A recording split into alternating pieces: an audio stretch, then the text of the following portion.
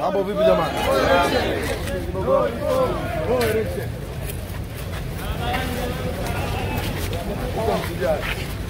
Sasa hapo Fazari. Kwanza imemalizika. Bali mnaona kocha mbaya. Lakini ndio mnamshamsha bana. Kama nasikia kocha madini na lisho uko pale. Sasa hebu mliopo hii. Naweza mkajiona kitu kama kitu mbaya.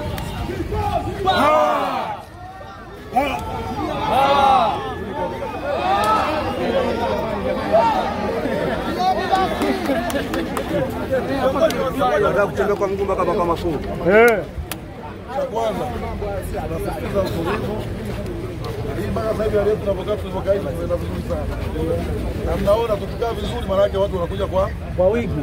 Kija wale wachache mwanzo mkifanya vurugu maana yake mnatawala. Kweli. Lakini akija kuna watu shapigwa na kwa maneno. Kwa utulivu wetu ndio silaha yetu. Kweli.